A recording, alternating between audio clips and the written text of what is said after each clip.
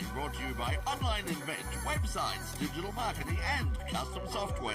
And with thanks to these great community supporters.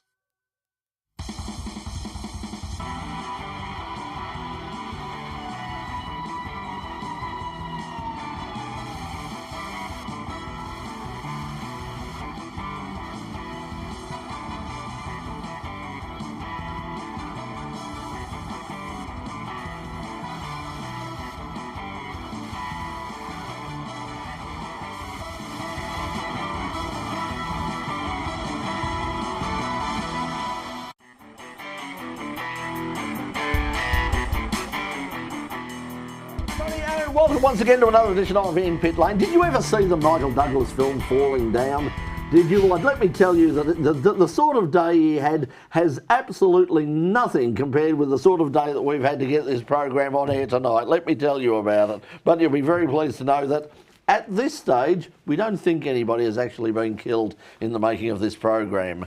But the night is young. Joining me on the program tonight, of course, is my co-host, Mr. Craig Doc Gladigo. Doc, welcome to you. Thank you, Brett. Thanks for the introduction. How are you, my dear chap? No, you don't want to know. Nobody wants to know. Trust me tonight. Well, hello to you, the viewers at home, whether you're watching at home or watching some other stage during the next week. Extend a nice warm welcome to you. But haven't we had some world-class racing over the last few days, Brett? It has been absolutely chaotic, and it just gets busier and busier in terms of what's coming up. This weekend out at Calder Park is the next round of the Victorian State Circuit Racing Championships. One of the categories that will be in action. They've been in action everywhere for as long as I can remember. Formula Vee has been a part of almost every single meeting that I've been to, probably since I was about 9 years old. Formula Vee is still around, still exists, and they're going to be racing this weekend at Calder. Joining us tonight is a young man who is racing in this year's Victorian Formula Vee Championship, and we'll be finding out about that a little bit later on with him. His name is Rocco Spinley. Also joining us, do you like your music loud? Of course you do. That's a rhetorical question. Because coming up later on, we're going to be joined by Melbourne band JULIUS, and they're going to play us out a little bit later on, and you're going to absolutely love them. I can almost guarantee it. But right now, let's find out what's been happening on a busy weekend of local and international motorsport. This is the In Pit Lane international news, or whatever it is. Just roll the tape.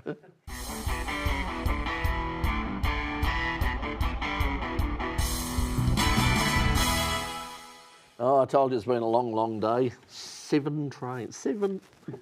No planes, trains, no planes, that's the only thing. Now, speaking of people who fly on planes and go very fast, Marc Marquez again showed his class and his fondness for the Phillip Island circuit with a come-from-behind win in this year's Australian MotoGP. Marquez recovered from a poor start after a mosquito became trapped in his helmet at the start line. The tear-off from his helmet then flew under his back wheel due to a gust of wind, resulting in a good old-fashioned rear tyre burnout at the start. It was spectacular, but it left him in 10th place by the first turn. Marquez was forced to fight his way back through the field, taking the lead from rival Jorge Martin with 4 laps remaining to claim the win. Martin fought hard to regain the lead but had to settle for a close second. Ducati once again dominated the race with Pecco Bagnaia rounding out the podium. Australian rider Jack Miller recovered from a tough Saturday, battling the local wildlife. Miller recorded his worst qualifying result at Phillip Island after hitting a rabbit. Poor wabbit.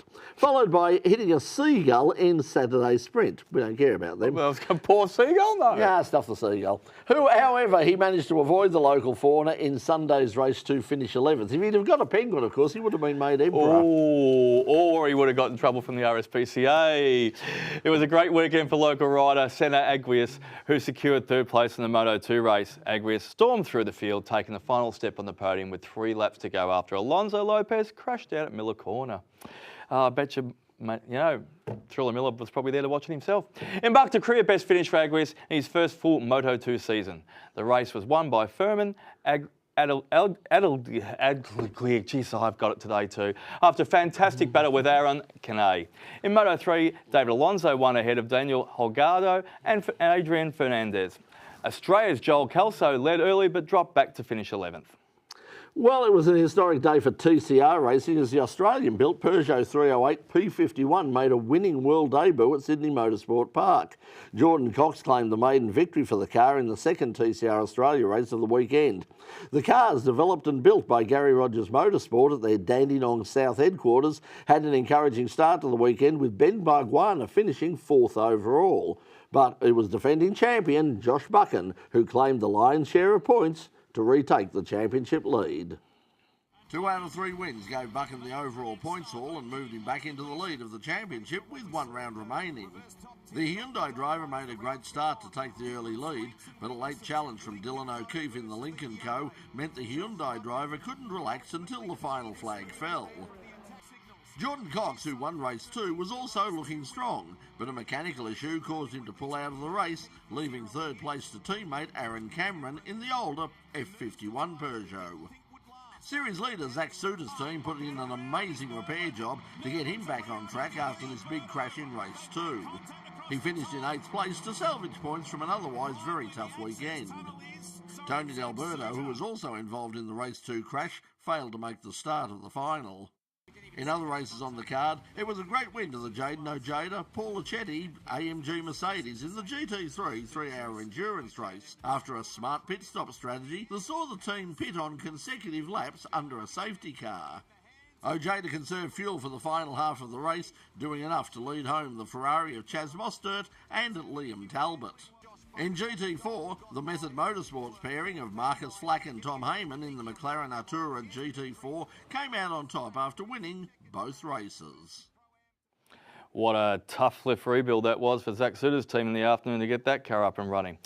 In a welcome piece of good news for the TCR class, it was announced that the TCR World Tour will return to Australia. Woohoo! The event, expected to attract major international entries, will support the first Supercars endurance race at the Bend in South Australia in September next year. Last weekend, the Bend also attracted a large crowd of drag racing fans for the Spring Nationals, and they saw some great racing and a brand new Australian top fuel record.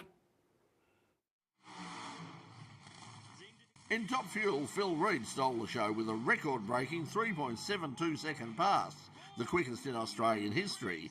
He went on to win the A final, defeating Wayne Newby.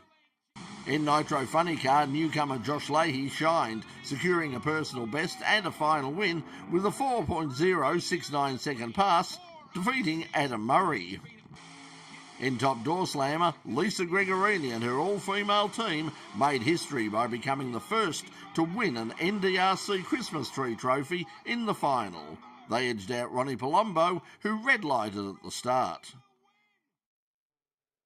At the dragway at the Bend. It was also, of course, a huge weekend overseas, and we'll have all the international news later on in the show, including Formula 1 from the USA, NASCAR and the final of the European Le Mans Series. But when we come back, we'll talk about the class that refuses to die, Formula Vee, with our guest Rocco Spinley, and music from our guests, Julius. We'll be right back. Get the phone ringing for your business with website development and SEO services from Online Invent. Visit onlineinvent.com.au. Yes, are you a business owner looking to take your online presence to the next level? Then look no further than Online Invent, the Melbourne-based company run by local motorsport mega fan Roy Ellery. Whether it's SEO to get your website noticed or professional web design to make a lasting impression, Online Invent knows how to drive results. I mean, let's start with SEO and good web design. SEO, or search engine optimization, helps your business grow when people search for the services that you offer. It's a bit like making sure your store's on a busy city street instead of some dingy back alley in the middle of nowhere. Without good SEO, your website could be hidden from potential customers. Now, as for web design, well, it's all about creating a professional, easy-to-navigate site that makes a great first impression. If your website's slow, hard to use or outdated, people are likely to leave and head to your competitors.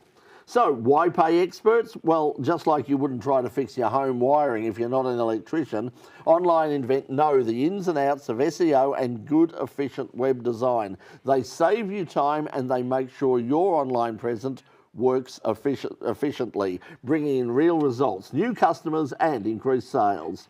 Plus, Roy's passion for supporting local motorsport shines through his sponsorship of us here on In Pit Lane on C31 Melbourne, as well as his own YouTube channel, motorsportarchives.com. So if you want your business to cross the finish line first, reach out to Online Invent today. And once again, we say a huge thank you to Online Invent for their support for In Pit Lane, RMI TV and community television. Well, tonight's band is JULIUS, and if you'd like to catch up with them, they can be found at JULIUS_band at Instagram. They're under JULIUS, they're at Spotify, they're on YouTube, they're on Facebook, and they're going to play us out a little bit later on in the program, but right now, for you watching at home on the In Pit Lane YouTube channel, here's a bonus. This is JULIUS with Left Behind. JULIUS!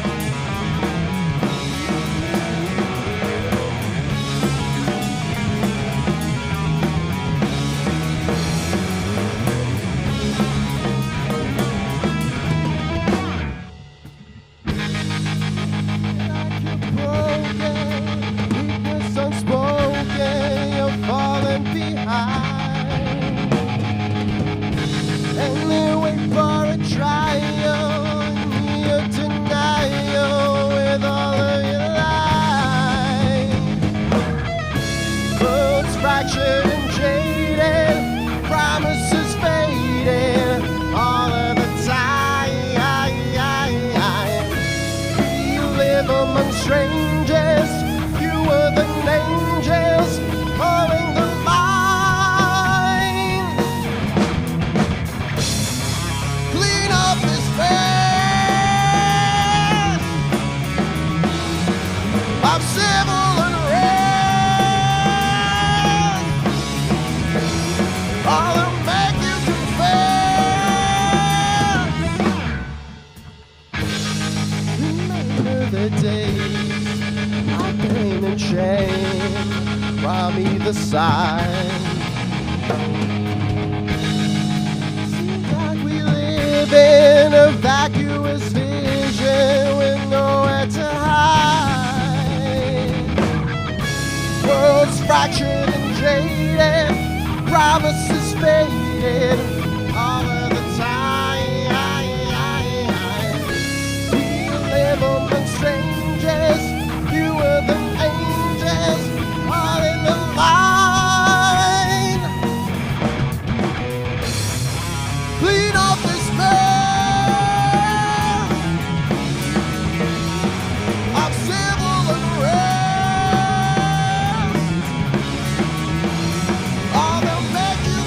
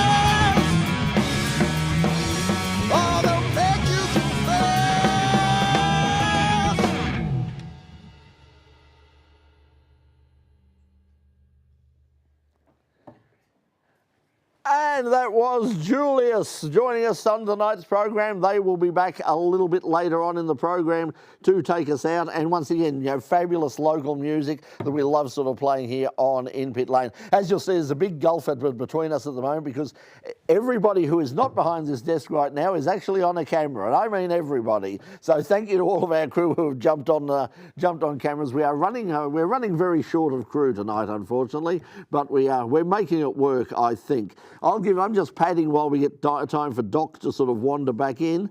And when he does, we'll do the second segment of the show with our special guest, who is sitting across me now, Rocco Spinley, and he'll be talking about Formula Vee racing. He's currently racing in the Victorian Formula Vee Championship.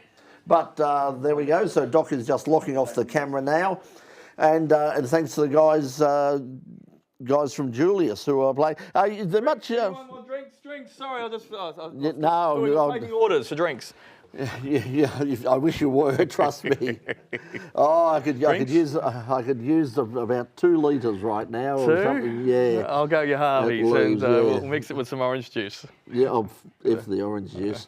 Yeah. So anyway, JULIUS will be joining us later. They're going to take us out a little bit later on for the Channel 31 show. So have you got any gigs coming up or anything, guys, or any live stuff? So we just released our debut EP 3 weeks ago. Congratulations! Yeah. Woohoo! We've done about 4 shows since then, and this is our first TV appearance, so thank you for having us. Wow. And we are on to getting our second EP out next month, start recording. So already? And that's our pleasure. And that's all available on Spotify and iTunes or iTunes, Apple Spotify, Music? Apple Music, all major streaming platforms. Yep. We've done some cheeky videos for you on YouTube, so you can see us. Where have you been playing, Kyle? Where have you been playing? So mainly Fitzroy. Yes. You know, all the cool hip bars there. Yep. Bad Decisions bar, just named Rob. Yeah, we've got 3 weeks in a row. We've had bad decisions.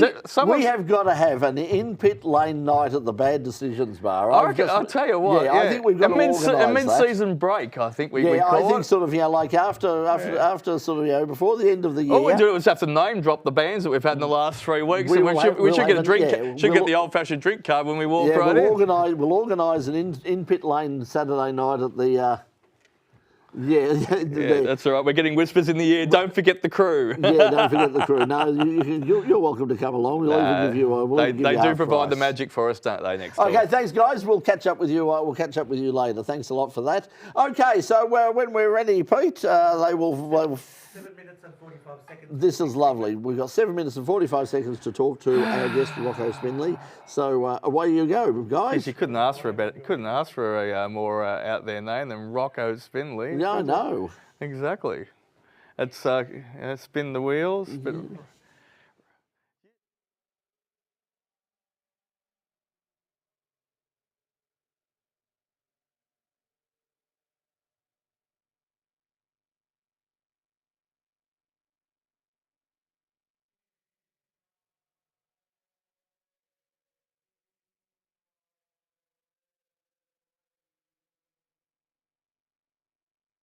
Welcome back to In Pit Lane here on Channel 31. Now, coming up this weekend out at Calder Park is the latest round of the Victorian State Circuit Racing Championship and a feature of pretty much every State Circuit Racing Championship. And back in the old days, pretty much every meeting you ever went to was Formula Vee. It's been around forever. And yet, despite all of the changes over the years, it's still around, it's still popular, and there are still young drivers who are getting behind the wheel and getting their first experience in full-scale circuit racing behind the wheel of a Formula Vee. One of them is our guest tonight. He's currently racing in the Victorian Formula Vee Championship. He's not at Calder Park this weekend. We'll ask him why in just a moment. Please welcome to the program, Rocco Spinley. Rocco, welcome to In Pit Lane. Thanks for having me. It's great to be here.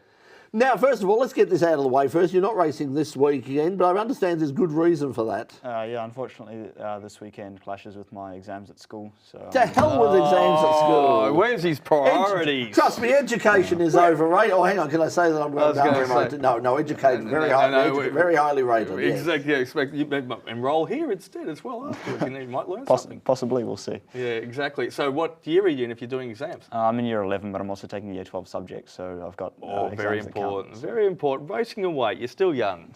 Now, the interesting thing is, as I said, like there's so many different pathways through, and traditionally, when I started, it was all, people who came out of karts or kids who just wanted to sort of get involved in motor racing. The first step on the rank was usually Formula Vee, but now you've got all these other things. You've got things like lots of kids are jumping into Excels, lots of people are going to Toyotas if they got the money. What attracted you to Formula Vee? Well, we were talking to the team that I'm with at the moment about costs, firstly, which is an important consideration for any driver entering motorsport. And I ran Island Magic last year as my first event, and what we found was that with a 37 car field, we had very few incidents. So it was an attractive proposition as far as the damage cost being very low, as opposed to a Formula Ford or something where they come together a lot more often. So we thought financially it would be much easier to do. It's a great group of people to race with. Did you do it with a team, Akura Racing? Yeah, Akura Motorsport. Yeah, so I hopped into the... So it was fully prepared by them? Yep. And you just went in with a budget? Yep. So you knew what you're getting yourself in for? Yep. We were sort of relieved it was a bit less than Formula Ford, which the families had experience with in the past. So how does it compare with something like XL, for instance? I mean, because you look at it, I mean, you are racing, I mean, you know, okay, they say, okay, it's just Formula V, but these are real racing cars. They're real open-wheel racing cars. So how do they compare in terms of cost? And as you say, I mean, you're not banging and replacing panels all the time, are you? So how does it compare? Well, the panels was certainly a consideration in what we were looking around for.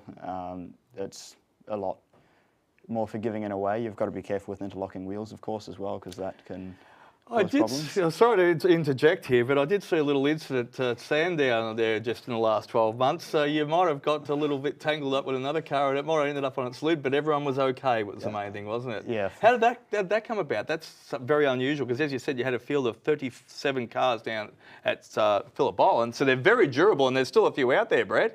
As you said, they've been around forever, but yeah, what happened at Sandown that day? It's just an unfortunate incident. I think we both went into the corner with a different understanding of the way we were going to react, and we arrived at the apex and hadn't sorted it out yet, and I think the consequences spoke for themselves, You unfortunately. both wanted the same spot? Yeah, something like that. And that's all right, no one got hurt. But yeah, it ended up on his lid, so they are safe, obviously. Yeah, we've had a couple of incidents this year where the cars have proven just how safe they are, and yeah, it's certainly they stood the test of time as far as the durability. Yeah, they have. We've got roll hoops with minimum clearances between the line of the roll structures and our helmets, so that's being enforced more and more. Good stuff. So what's the situation now? I mean, you know, as I said, Formula V's been around forever. Now the engines, of course, you know, the basis of Formula V, as the name implies, are VW engines. Now they're not making VW engines like in terms of the company anymore. So where are these engines coming from? Are they still coming from old VWs, or is there sort of an aftermarket sort of engine market? Well, my understanding is that we've moved from a 1200 to a 1600 as well over the last, I think in the 2000s or late 90s. My understanding is that they're still a Volkswagen engine, but we get them rebuilt by specific people each time. They're a sealed component, so we've got seals on the engine and the gearbox, which are common components, which is another thing that attracted us to the category, actually. You can't go and outspend someone on a new engine or something. It's all quite a level playing field. Yeah, so... So the Gippsland Car Club gave you a big shout out as well today too. I noticed that in the socials that they're bragging about your career, and they're right behind you. You started out as well too with doing some carnacross, I think karting, and then some carnacross. How did you end up going from carnacross to Formula V, other than the obvious budget as well though too? And I want to ask you a little bit about a YouTube video. You did a YouTube video, 55 minutes as well you did, I think? Does that take a bit out of you, doing that much racing at once? Oh, it can. In karts, I think at that point we'd done quite a lot, so we were building up the confidence. But yeah, to your point with carnacrosses, I'm very lucky. My grandfather's got an MX-5, which he lets me, I won't say abuse, but use spiritedly, as we'll say. That's right, we won't tell him. Don't watch. Yeah, nobody's watching. Hopefully.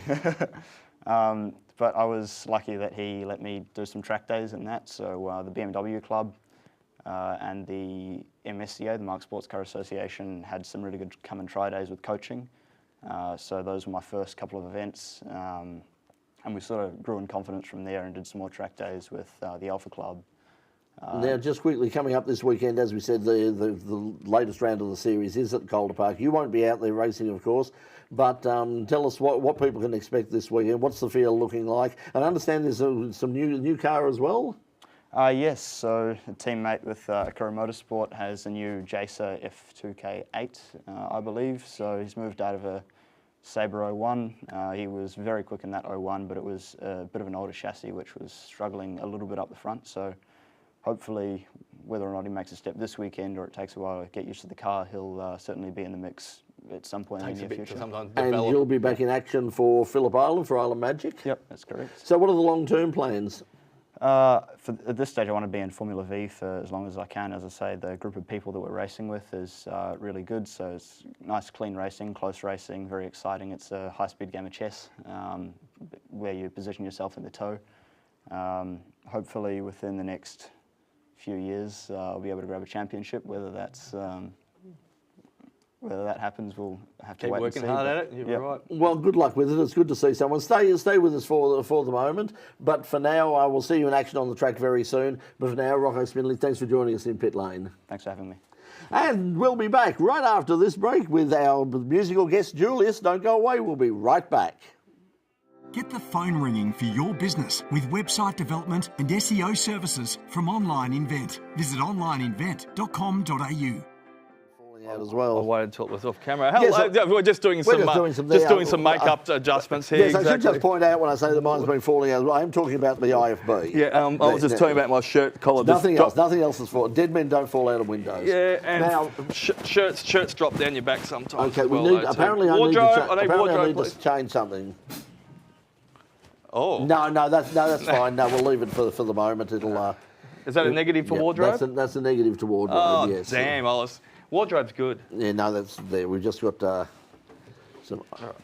Yeah, we no don't have budget. No budget. We've just been told. Oh, speaking of budget, I've just got to say very, very quickly for our Patreon supporters. Absolutely. Must give a plug to our Patreon supporters. If Phil will actually roll the thing now, if you'd like to rev up your passion for motorsport and support us here on In Pit Lane and Melbourne's iconic community TV show, we're now in its 28th year. Now, for almost 3 decades, we've been fueling local motorsport. Are you that old? Yeah, trust me. We're 30 the latest, years of age? Yeah, who'd have thought? Don't look a day over 75. No, you don't look a day over 29. News and info in motorsport, but to keep the engines running, we do need your support. And by joining our Patreon supporters group at patreon.com/the Pit Crew, you can help out from as little as $1 a week. Every dollar counts to ensure that the show continues to bring you top-tier coverage, insider interviews and behind-the-scenes action. Plus, of course, our valuable role in providing real-world television production experience for our RMI TV volunteer crew. Well, right now, you might be aware that several long-running C31 programs have announced that they won't be coming back next year, and unfortunately at this stage, In Pit Lane will be one of them. So if you want to support local independent motorsport news and give our sport prime-time, free-to-air television exposure, then we do need your help.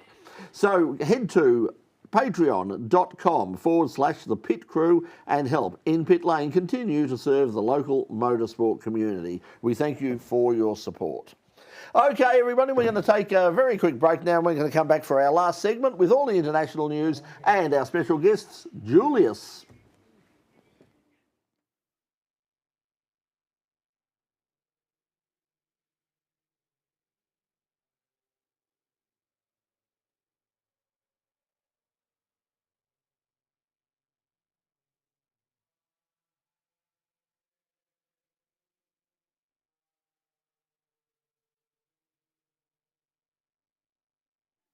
Welcome back to In Pit Lane. Well, while everybody was focused on the fight between Red Bull and McLaren, it was Ferrari who dominated last weekend's US Grand Prix at Calder.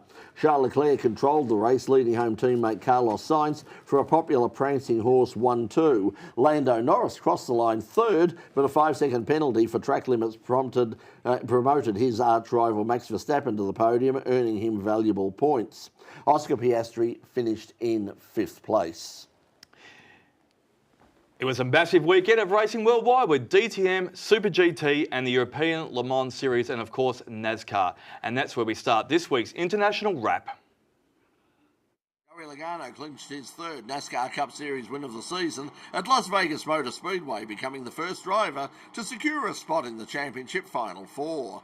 Logano came into the race ranked last amongst the 8 playoff contenders, 11 points below the cutoff. But his victory now guarantees his place in the season finale on November 10th at Phoenix Raceway. The race saw plenty of action, including this picture-perfect rollover by Tyler Reddick, who was uninjured after the crash.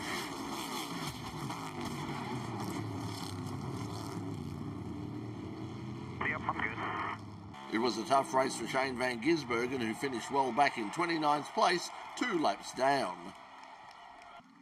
In front of a record crowd of over 95,000, Lamborghini factory driver Mirko Bortolotti has won his first DTM championship, securing the title win with a second-place finish in the season finale at Hockenheim.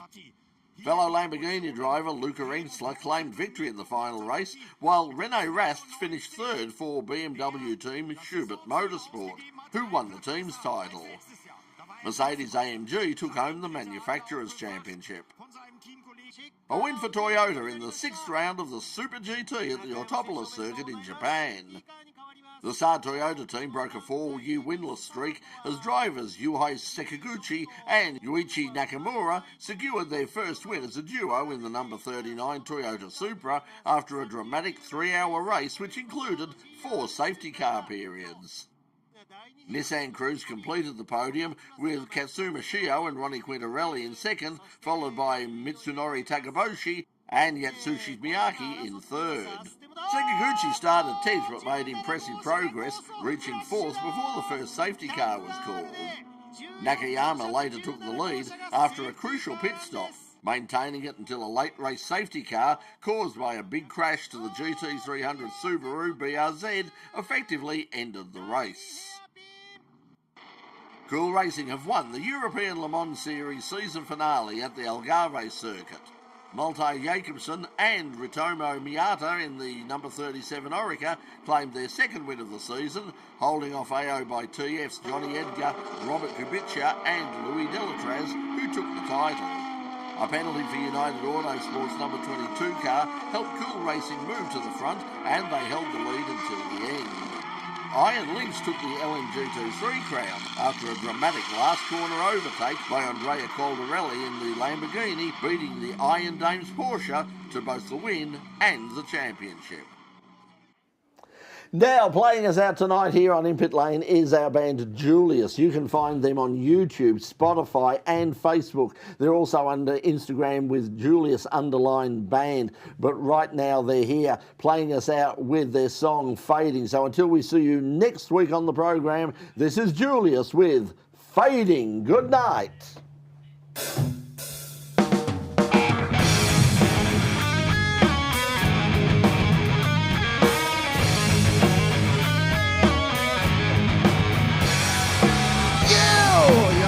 Big mistake, and your words got me shaking like witches and wizards who pulled up on Satan.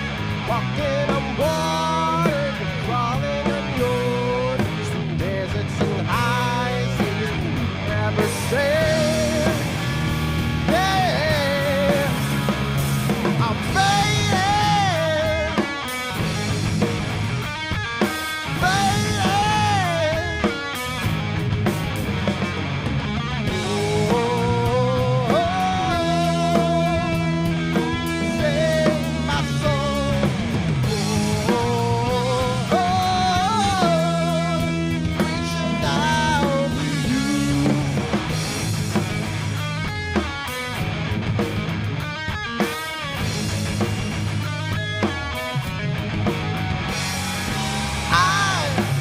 Softly spoken, I'm withered and broken, I'm worn out and worn down, I'm forevermore. Then I'm watching, seeing you send me gaslighting prophet. I won't be saved.